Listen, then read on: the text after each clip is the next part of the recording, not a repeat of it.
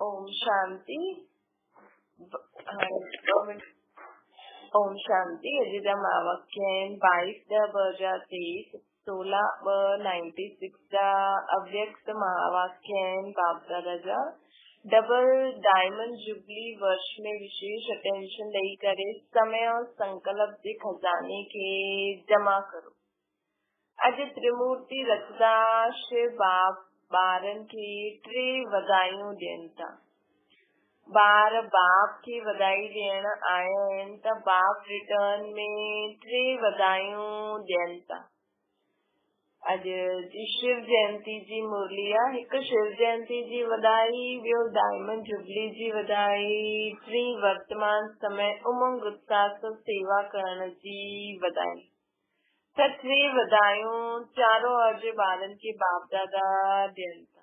बाप वटि सभिनि जे दिलनि जा उमंग उत्साह जी सेवा जे समाचार पहुचता रहंदा आहिनि। इहा अलौकिक जयंती सॼे कल्प में न हूंदी आहे। सॼे कल्प में चाहे देव आत्मा आहे, चाहे महात्मा आहे, चाहे साधारण आत्मा हुजे, लेकिन आत्मा जी जयंती मल्हाईंदा आहिनि। लेकिन हिन संगम युग ते असां श्रेष्ठ आत्मायूं कंहिंजी जयंती मल्हाईंदा आहियूं? परमात्मा जी। ऐं परमात्मा बाप ॿारनि जी जयंती मल्हाईंदो आहे। असां परमात्मा जी जयंती मल्हाईंदा आहियूं, बाबा सां ॿारनि जी जयंती मल्हाईंदा आहिनि। सत्य त्रेता में भी परमात्मा सजी जयंती न मल्हाईंदा। असां परमात्मा जी जयंती न मल्हाईंदासीं त केतिरी पद्म पदम गुण भाग्यवान आत्मा आहियूं कि असां बाप जो जन्म ॾींहुं मल्हाए सघंदा आहियूं, शिव बाप जो। माण्हुनि खे त पतो ई न आहे कि भॻवान कॾहिं अवतरित थींदो आहे त हुनजे बारे में हुनजी जयंती कीअं मल्हाईंदासीं। त शिव बाप जी जयंती मल्हाईंदा आहियूं। ये कॾहिं पंहिंजे श्रेष्ठ भाग्य खे अहिड़े स्वप्न में भी सोचियो हुयो न, लेकिन अॼु साकार रूप में मल्हायूं था त ख़ुशी आहे न। ॾिसो, चाहे देश वारा, चाहे विदेश वारा, चाहे मधुबन वारा, जो भी ग्रुप में वेठा आहिनि, हिन ग्रुप में केतिरा लकी आहिनि। अंदर छा गीत ॻाईंदा आहिनि, वाह मुंहिंजो भाग्य। ऐं बाप भी गीत ॻाईंदा आहिनि, वाह ॿारनि जो भाग्य। विशेष सेवा जो ग्रुप वेठो आहे न, सब तरफ जा विशेष आहिनि न, त विशेष सेवा जो विशेष प्रत्यक्ष प्राप्त करण वारी आत्मायूं आहिनि। त बाप जी अहिड़ी श्रेष्ठ आत्माउनि खे ॾिसी हर्ष थींदा आहिनि। ॿार ज्यादा हर्ष थींदा आहिनि या बाप थींदो आहे? त ॿई थींदा आहिनि न, या बाप ज्यादा थींदो आहे, तव्हां ज्यादा थींदा आहियो। अच्छा, अॼु बाप दादा चारों ओर जी सेवाधारी डायमंड जी माला खे ॾिसनि था। बाबा चारों ओर जी सेवाधारी डायमंड जी माला खे ॾिसनि था। तव्हां सभी माला में आयो न, बाप जे गले में आयो न।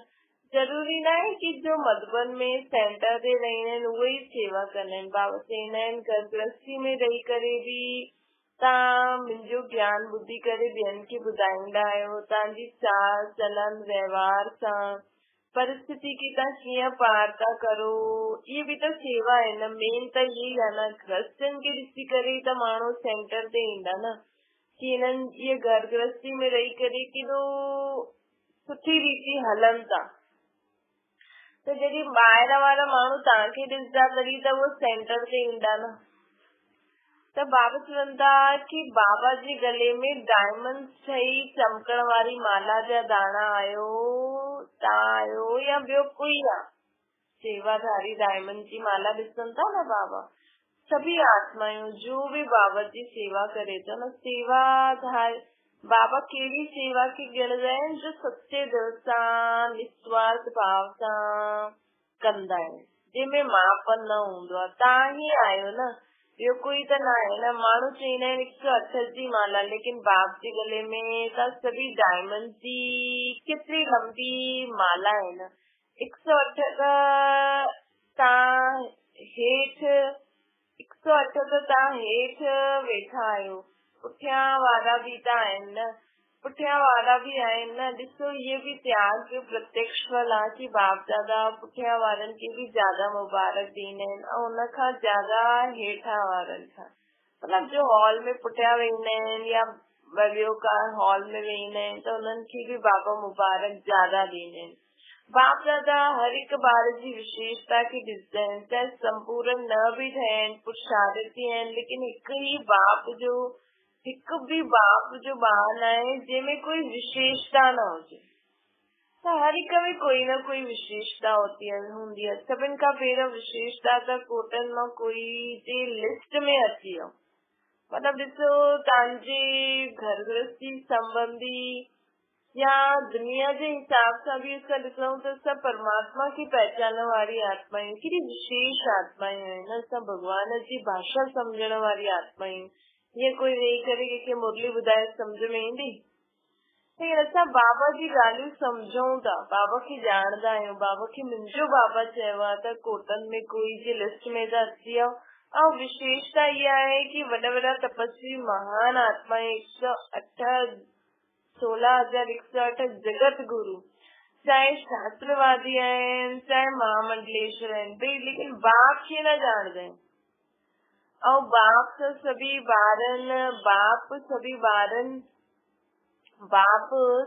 ॿारनि खे पंहिंजो परिचय ॾिनई ऐं ॿार पहचाने वरिता, बाक़ी उहा पहचाननि ई नथा। उन्हनि खे संदेश बि मोकिलूं था त बि नथा पहचाने सघनि। त बाप खे ॼाणण जी केॾी वॾी विशेषता आहे न। बाबा चवनि था दिल सां मुंहिंजो बाबा त चयो अथव न, मुंहिंजो चई करे अधिकारी त ठही विया न, स्वर्ग में हलण जे अधिकारी त ठही विया न। पोइ जो जेतिरो पुरुषार्थ कंदो पोइ उन अनुसार उच्च पद पाईंदो। जे बाप खे परखे छॾियईं, पहचाने छॾियईं त पहचानण सां बि बुद्धि जी विशेषता आहे न, परखण जी शक्ति आहे। त तव्हां सभिनि जे परखण जी शक्ति श्रेष्ठ आहे न। अच्छा, अॼु विशेष मनाइण आहियूं। अॼु मनाइण जो ॾींहुं आहे या अॼु ॿुधण जो ॾींहुं आहे? ॿुधण बि आहे, मनाइण बि आहे। अच्छा, तो शिवरात्रि चईंदा आहियो न, लेकिन असांजे लाइ हाणे छा आहे? असांजे लाइ रात्रि थोरी आहे। त छा चईंदासीं? अमृत वेलो चऊं। तव्हां त रात्रि खां निकिरी करे आया आहियो न, या थोरी थोरी अञा रात्रि में आहियो। छुट्टी वठी अथव न रात्रि खां। कहिड़ी बि प्रकार जो अंधकार ईंदो आहे कि सभु प्रकार जा अंधकार खत्म थी विया आहिनि। बाबा चेक करो, कहिड़े भी प्रकार जो अंधकार ईंदो आहे या सभु प्रकार जा अंधकार खत्म थी विया आहिनि। असांजे जीवन में सभु प्रकार जो अज्ञान जो अंधेरो खत्म थियो आहे या अञा बि कॾहिं कॾहिं कंहिं ॻाल्हि में डिस्टर्ब थी वेंदा आहियूं, उदास थी वेंदा आहियूं, बाबा खे भुलिजी वेंदा आहियूं। ज्ञान हूंदो त बाबा खे त कॾहिं न भुलंदासीं। अमृत वेलो सदा वरदान जो समय आहे। त असांखे रोज़ वरदान मिलंदो आहे न। त तव्हां चईंदा आहियो बाप ईंदो रात्रि में आहे, लेकिन असांजे लाइ अमृत वेलो गोल्डन मॉर्निंग, डायमंड मॉर्निंग आहे न। हाणे असांजे लाइ त अमृत वेलो गोल्डन मॉर्निंग, डायमंड मॉर्निंग आहे न। त अहिड़ा वरदानी स्वरूप पाण खे ॾिसंदा आहियो। माया वरदान खे बुलाए त न ॾींदी आहे, ईंदी आहे माया। माया ईंदी आहे। बाबा पुछनि था कि माया ईंदी आहे, माया जे कारण बाबा जो वरदान ॾिनो अथई, उहो भुलिजी त न वेंदा आहिनि। कॾहिं कॾहिं ईंदी आहे। बाबा चईंदा आहिनि माया त लास्ट घड़ी ते ईंदी। बाबा ये भी था चवनि अंत ताईं माया का के न के माण्हू द्वारा, परिस्थिति द्वारा कोई न कोई ॻाल्हि ईंदी सही, ईअं न कि न ईंदी। लेकिन माया जो कमु आहे असांजो कमु आहे दूर सां भॼाइण माया खे। माया जो कमु आहे अचण ऐं असांजो कमु आहे माया खे दूर सां भॼाइण। अची वञे पोइ भॻायो, हीअं न। इहे टाइम हाणे समाप्त थी वियो।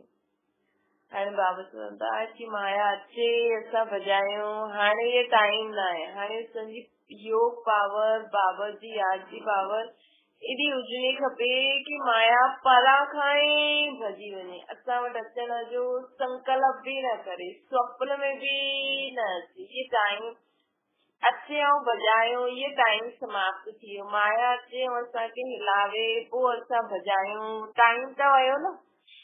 लेकिन साइलेंस जी साधन सां तव्हां परे खां ई पहचाने सघंदा आहियो कि इहा माया आहे।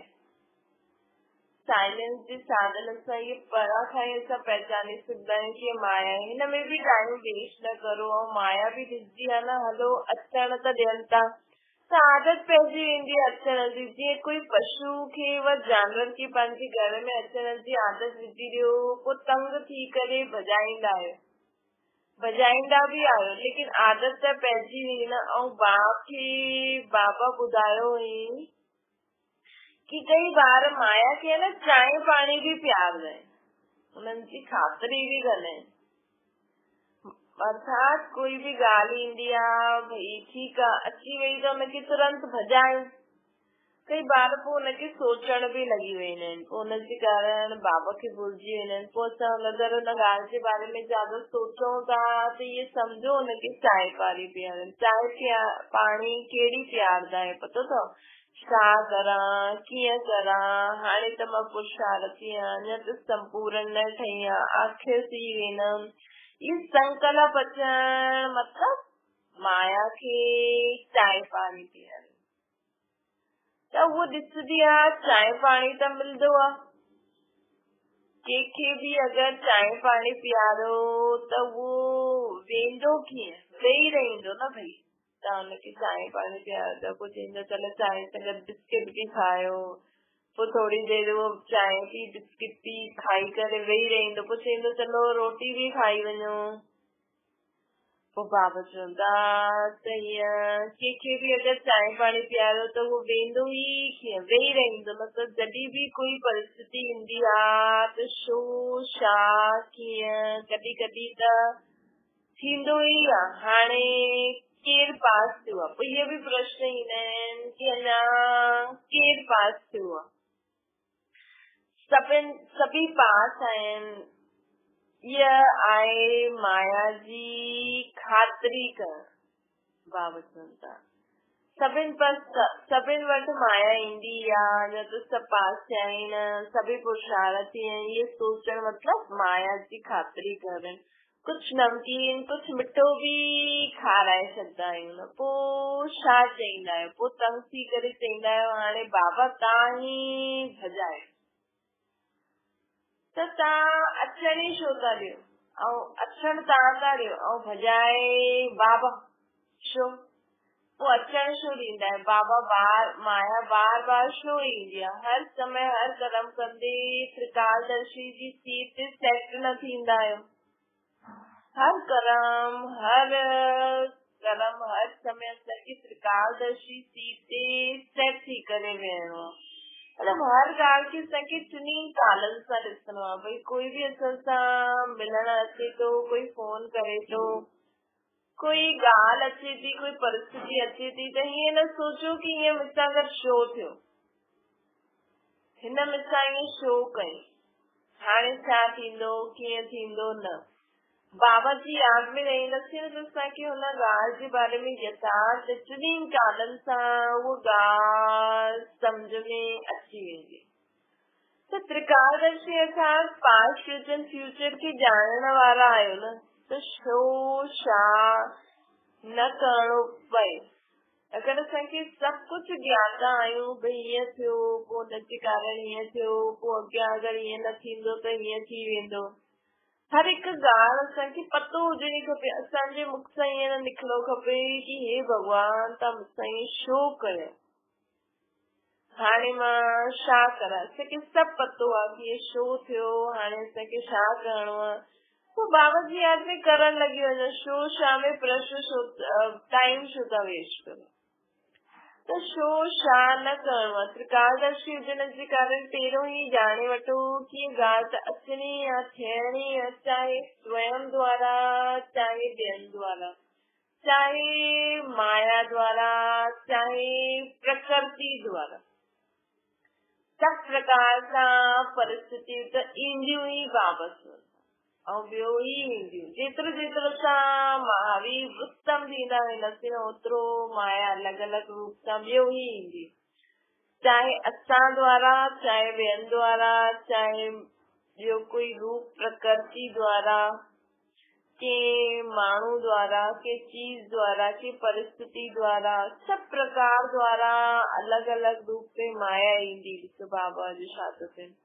लेकिन स्वस्थिति शक्तिशाली आहे त परिस्थिति उनजे अॻियां ॿियो कुछ भी न आहे। लेकिन अगर असांजी आत्मिक स्थिति शक्तिशाली आहे त हुनजे अॻियां ॿियो कुछ भी न आहे। परिस्थिति वॾी हुई या स्वस्थिति वॾी? बाबा चवनि परिस्थिति वॾी आहे या स्वस्थिति वॾी आहे? चेक करो। अगर की परिस्थिति में असां डगमगदा थी वञूं त परिस्थिति वॾी थी वई न, असां स्वस्थिति सां हेठि थी वियासीं। लेकिन असां त मास्टर सर्वशक्तिवान आहियूं, मास्टर गॉड आहियूं। तो स्वस्थिति शक्तिशाली थींदी न, परिस्थिति वॾी या स्वस्थिति वॾी?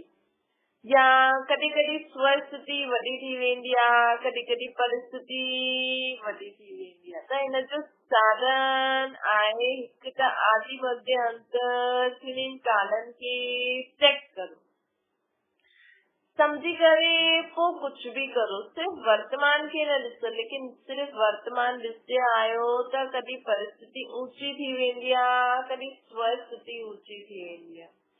त आदि मध्य अंत टिनि कालनि खे चेक करो, समझी करे पोइ कुछ करो।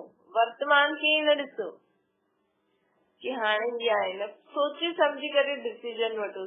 सिर्फ वर्तमान खे ॾिसंदा आहियो त कॾहिं परिस्थिति ऊंची थी वेंदी आहे।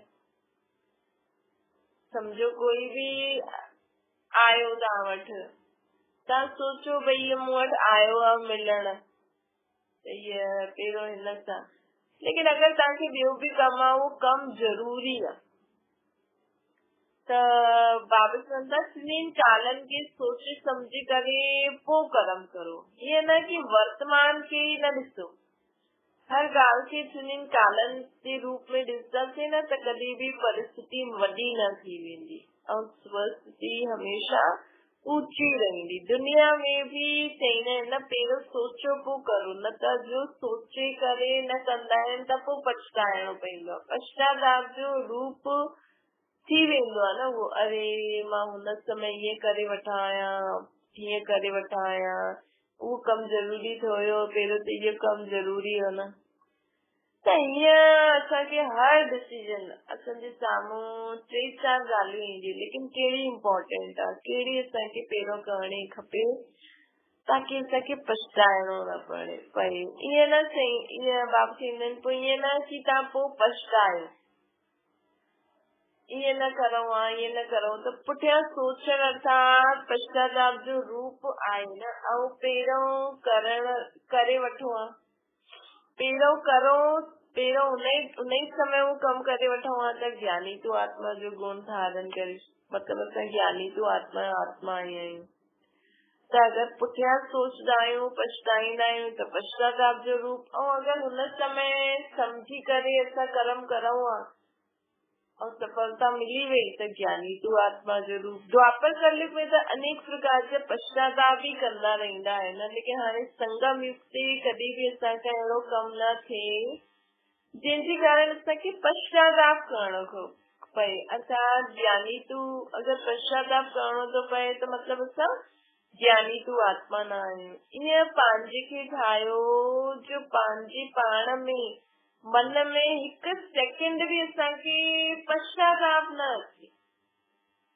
कंहिं ॻाल्हि जो भी अगर तव्हांखे हाणे भी पश्चाताप आहे न त हुन ॻाल्हि जी उहो बाबा खे ॾेई छॾो। छो जो छा थींदो, अगर असां कंहिं ॻाल्हि जो पश्चाताप कंदा रहंदा आहियूं न त उहो ई ॻाल्हि असांखे खाईंदी रहंदी, त असां बाबा खे न यादि करे सघंदासीं ऐं अॻियां न वधी सघंदासीं। त हिन डायमंड जुबली में विशेष सॼे ॾींहं में हिकु समय ऐं ॿियो संकल्प, हिकु समय ऐं ॿियो संकल्प, हिन ॿिन्ही जो खज़ाना आहे न, हिननि ते अटेंशन रखणो आहे। बाबा चवनि था हिकु संकल्प ऐं समय, वैसे खज़ाना त ॾाढा आहिनि, लेकिन विशेष इन 2 खज़ाननि जे मथां अटेंशन ॾियणो आहे। हर ॾींहुं संकल्प शुभ केतिरा जमा कया, चेक करो केतिरा मां सुठा संकल्प अॼु सोचिया, छोकी पूरे कल्प जे लाइ जमा करण जी बैंक आहे। हाणे जेतिरो असां सभिनि जे लाइ सुठो सोचंदासीं न, ये जमा थींदो वेंदो। पोइ असां सत्युग त्रेता में त असांजो स्वरूप हूंदो, लेकिन द्वापर कलयुग में भी असांजी उहा सुठी सोच हलंदी ईंदी, उहा आदत पयल हूंदी न। सत्युग में ये बैंक जमा जी बंद थी वेंदी, बैंक कॾहिं भी न हूंदी, ॿी बैंक भी न हूंदी सत्युग में। हाणे जेकी केॾी सारी बैंकियूं आहिनि न, त सत्युग में कहिड़े प्रकार जी भी बैंक न हूंदी। वैसे दुनिया में भी बैंकियूं आहिनि, हाणे बाबा भी अची करे बैंक खोलियो अथई, त बाबा चए थो सत्युग में त कहिड़े भी प्रकार जी बैंक न हूंदी। एतिरो धन असां वटि हूंदो जो कंहिंसां भी कुछ वठण जी आवश्यकता ई न हूंदी। बैंक में छो रखंदा आहिनि, हिकु त सेफ्टी, ॿियो ब्याज मिलंदो आहे। कई ॾाढा होशियार हूंदा आहिनि जो ब्याज सां ई हलंदा रहंदा आहिनि, ऐं हिन समय त अगरि अहिड़ा होशियार आहिनि त सुठा आहिनि, जमा कंदा आहिनि न, लेकिन ब्याज कंहिं तरफ़ लॻाईंदा आहिनि उहो ॾिसणो आहे। त सत्युग में न इहा बैंक हूंदी, न रूहानी खजाना जमा करण जी बैंक हूंदी, ॿई बैंकियूं न हूंदियूं। हिन समय हिकु जो पदम गुणा करे करे ॾियण जी बैंक आहे। असां अगरि हिकु शुभ संकल्प कंदासीं न, त हुनजे बदिले असांखे सत्युग में धन संपत्ति मिलंदो। पद्म हिकु हिन समय हिकु त शुद्ध संकल्प कयो कंहिंजे लाइ, उनजे कारण तव्हांखे पदम गुणा मिलंदो सत्युग में। लेकिन हिकु जमा कंदा तॾहिं पदम मिलंदो, वो भी शुद्ध संकल्प करणो आहे, हिसाब आहे पूरो। हिकु जो पदम गुण बाबा चईंदा न, हिकु सेकंड भी असां बाबा खे आत्म स्थिति में यादि कयो न, आत्म अभिमानी स्थिति में, त भी पदम जमा थी वेंदा। सोचो था हर कर्म बाबा खे यादि था करो न, तव्हां पंहिंजे भविष्य जे लाइ कमाई था करो। हिन जन्म में धन संपत्ति चीजूं वठी करे छा कंदासीं? ॿियो ई अगरि सुठो घर, सुठो सभु कुछ हूंदो त ॿियो ई हुनमें मोह रहंदो, लफड़ा भी ॾाढा आहिनि। त बाबा चईंदा न, हिन समय साधारण सुठो, बाक़ी असां हर घड़ी बाबा खे यादि करे पद्मन जी कमाई जमा करो। बाबा चवनि था कि हिते पूरो हिसाब आहे, त डायमंड जुबली में सुठा डायमंड ठहणा ई आहिनि। इहो त पक्को आहे न कि कॾहिं संकल्प ईंदो आहे कि पतो न ठही सघंदासीं या न ठही सघंदासीं, पतो न त न ईंदो आहे न। छा भी हुजे, त्याग करणो पए, तपस्या करणी पए, निर्माण ठाहिणो पए, कुछ भी थी वञे, ठहिणो ज़रूर आहे। बाबा चवनि था असांखे ठहिणो ज़रूर आहे। चओ हाँ जी, हा बाबा, असां न ठहींदासीं त केरु ठाहींदो? ॾिसणो आहे न, हाजी चइणो आहे त ॾाढो सहज आहे, हाजी चइण त ॾाढो सहज आहे, हाजी ठहिण हिन में अटेंशन ॾियणो आहे। मतिलबु जेको असां जे ॻाल्हि जे लाइ असां हाजी चऊं था न, ओड़ो ठहिणो भी आहे, पोइ अटेंशन ॾियणो आहे। पहिरियों त्याग कहिड़ो करणो आहे? मां शब्द जो। ये मां शब्द न ॾाढो पुराणो आहे, लेकिन अॼुकल्ह इहे ॾाढो रॉयल रूप में थी वियो आहे। इहे मां शब्द समाप्त थी करे मुख में बाबा बाबा शब्द अचणो खपे। चइण में ॾिसो साधारण ॻाल्हि आहे, मां योग्य आहियां न, त योग्य आहियां त सैल्यूशन या सेवा उन प्रमाण मिलणी खपे न। भई माण्हू चयोसि न, चइण में ॾिसो साधारण ॻाल्हि आहे, भई कोई माण्हू चईंदो आहे भई मां योग्य आहियां त मूंखे हुन हिसाब सां सैल्यूशन ऐं सेवा मिलणी खपे। मां योग्य आहियां, मां कंदी आहियां, त इहे राइट आहे, ये राइट आहे। बाबा पुछनि था कंदा त आहियो न, पोइ छो न चईंदा आहियो मां रॉन्ग आहियां, राइट आहियां? लेकिन मां त ये अची वेंदो न कि मां कंदी आहियां।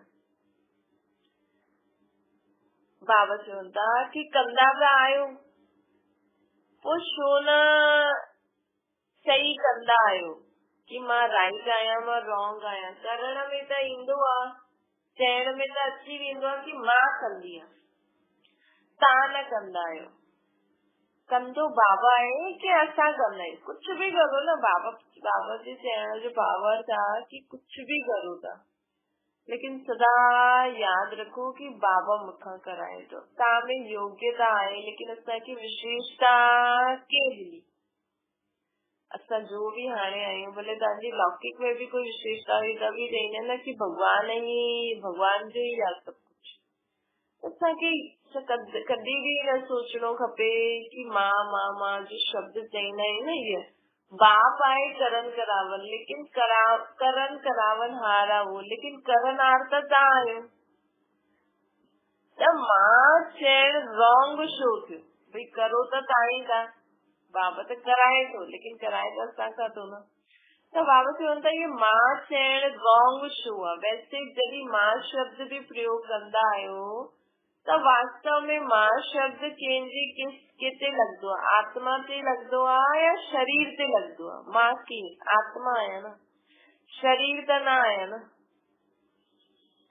त अगर देही अभिमानी ठही मां आत्मा आहियां हिन स्मृति सां मां शब्द यूज कंदा आहियूं न त राइट आहे।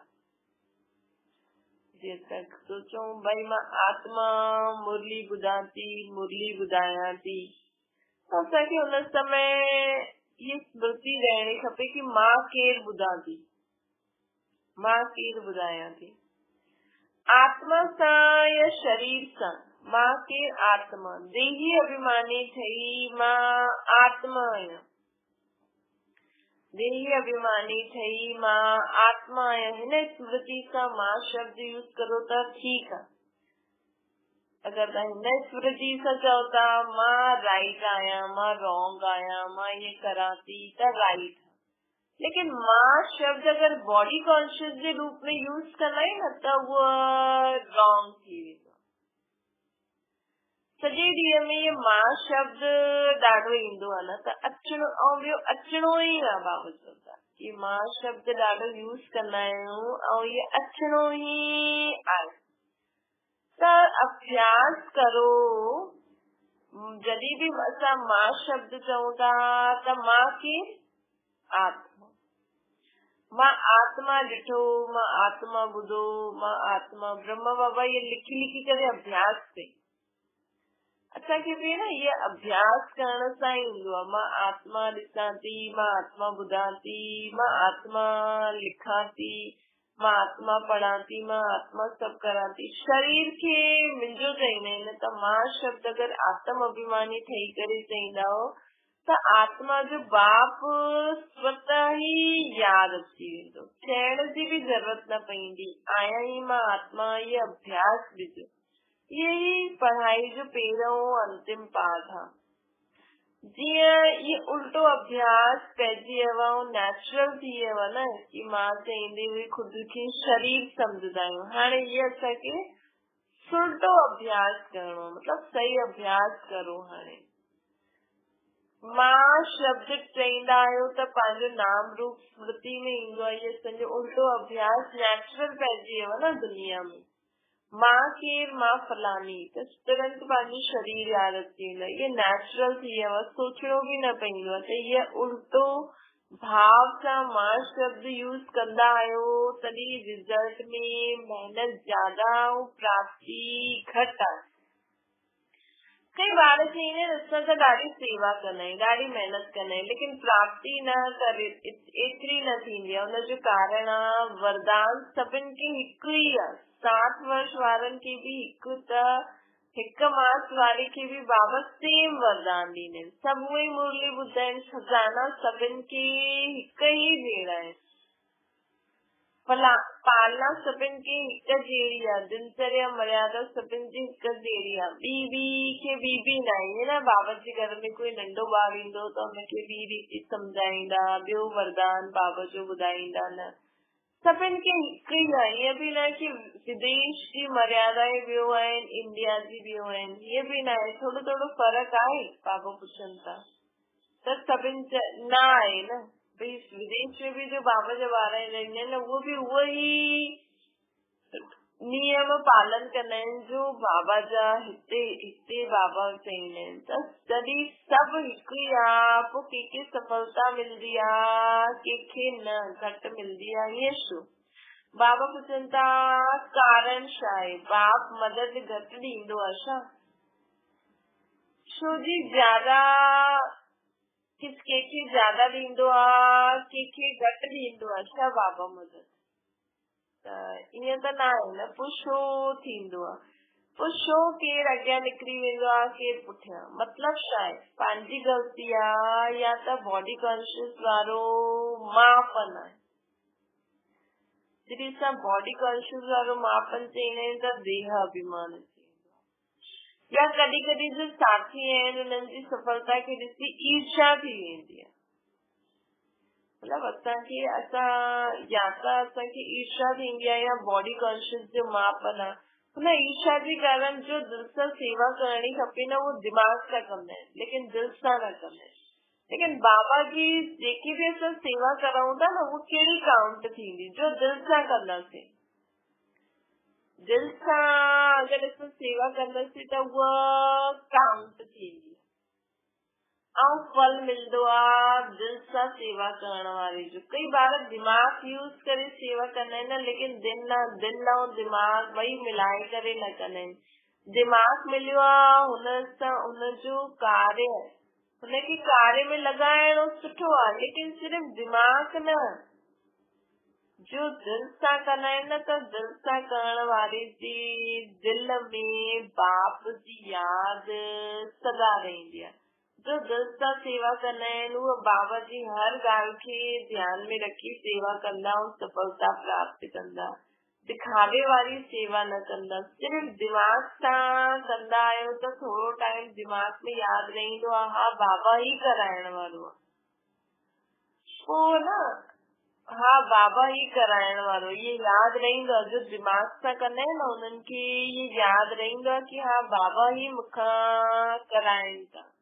लेकिन कुछ समय पोइ वो मापन अची वेंदो, पोइ दिमाग़ ऐं दिल जो बैलेंस न रहंदो आहे। इन करे बाबा चवनि था दिमाग़ भी लॻायो, दिल में भी बाबा जी यादि रहे कि करण करावनार उहो ई मूंखां कराए थो, उहो ई बैलेंस रखो ॿिन्ही जो। त ॿुधायो न डायमंड जुबली में छा करणो? विशेष बचत जो खातो जमा करो। ईअं न कि सॼे ॾींहं में मूंखां त कोई अहिड़ी ॻाल्हि न थी, मां कंहिंखे दुख न ॾिनो, कंहिंसां कुझु खिट पिट न थी, अर्थात गवायो न। ये त सुठी ॻाल्हि आहे कि गवायो न, लेकिन बाबा चवनि था कि जमा केतिरो कयो। गवायो त न, लेकिन जमा केतिरो कयो। सेवा भी कई त पंहिंजी रूहानियत सां सेवा में सफलता प्राप्त कई, बस सफलता जमा कई त सेवा में समय लगायो, ये तो सुठी ॻाल्हि आहे न, लेकिन सेवा कंहिं विधि द्वारा कई। हिकु सेवा थींदी आहे नाम जी सेवा, बि सेवा करूं था तुंहिंजो नाम थींदो। हिकु थींदो दिल सां सम्झ सां कि मां बाबा जे घर, बाबा जे ॿार, बाबा जो ज्ञान खजानो ॿियनि आत्माउनि खे ॾियां थी। मां हिन ज्ञान सां हिन आत्मा खे रोशनी, हिन आत्मा में रोशनी भरां थी, हिन आत्मा जो कल्याण थींदो, हिन आत्मा खे पंहिंजे बाप सां मिलायां थी। ये अंदर जंहिंजी फीलिंग हूंदी आहे न, उहो दिल सां सेवा कंदा आहिनि, दिमाग़ खे यूज़ कंदा आहिनि। कहिड़ो कहिड़ो पॉइंट कॾहिं कॾहिं ॿुधाइणो आहे त सफलता थींदी आहे। त सेवा में सफलता प्राप्त करण लाइ दिल ऐं दिमाग़ ॿई यूज़ हुजनि। ईअं तव्हां घर गृहस्थी में कमु कंदा आहियो, ईअं न सोचो मां घर जो कमु थी करां, सोचो मां बाबा जे घर जो कमु थी करां। कई चईंदा आहिनि असां त सॼो ॾींहुं एतिरी सेवा में बिजी रहंदा आहियूं जो पतो ई न पवंदो आहे। बिजी रहंदा आहियो सुठो आहे, लेकिन सेवा जो प्रत्यक्ष फल जमा थियो कि सिर्फ़ महिनत कई। सेवा में समय 8 घंटा लगाया, लेकिन 8 ही घंटा सेवा जमा थी, समय जमा थियो कि अधु जमा थियो, अधु भागदौड़ में सोचण में हलियो। श्रेष्ठ संकल्प, शुभ भावना, शुभकामना जो संकल्प जमा थींदा आहिनि त सॼे ॾींहं में जमा जो खातो नोट करो। जॾहिं जमा जो खातो वधंदो त स्वतः ई असां आत्मायूं डायमंड थी वेंदो। जॾहिं जमा जो खातो वधंदो त स्वतः ई असां आत्मायूं डायमंड थी वेंदासीं। हाणे बि समय और संकल्प न सुठे में न बुरे में हूंदो आहे। अञा ताईं संकल्प समय न सुठे न बुरे में हूंदो आहे। त तुंहिंजो हर संकल्प, हर श्वास, हर कर्म, हर बोल शुद्ध हूंदो त उहो सतगुरु उहा अॻियां जे लाइ जमा थींदो। हर समय संकल्प, श्वास, बोल, हर ज्ञान गुण शक्तियुनि जो खजानो जो असांखे बाबा ॾे थो उहो सफल करो। समय के संकल्प के बचायो। जेतिरो भी बचत कंदव, जमा कंदव त सॼो कल्प हुन प्रमाण राज्य भी कंदव। सॼो कल्प अगरि संकल्प के बचाईंदासीं न, बस संकल्प सिर्फ़ उहो हुजे कि बस बाबा जी आहे।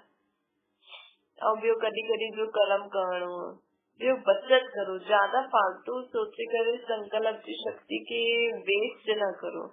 जमा कंदव तो सॼे कल्प हुन प्रमाण राज्य भी कंदव, पूज्य भी ठहींदव। चाहे द्वापर खां तव्हां साकार रूप में त गिरती कला सां ईंदा आहिनि, लेकिन असांजो जमा कयो खातो असांजे जड़ चित्रनि जी पूजा कराईंदो। असांजो जमा कयल उहो खातो असांजे जड़ चित्रनि जी पूजा कराईंदो आहे। त सभु इहे नोट करणो आहे त मालूम पइजी वेंदो कि व्यर्थ केतिरो, साधारण केतिरो समय वियो। साधारण संकल्प केतिरा हूंदा आहिनि, लेकिन हिकु अटेंशन रखणो। अगरि मानो असांजो अॼु जे ॾींहुं जमा जो खातो ॾाढो घटि थियो त कम ॾिसी करे दिल शिकस्त न थियणो आहे। ॿियो ई सम्झो कि अञा भी असांखे चांस आहे जमा करण जो।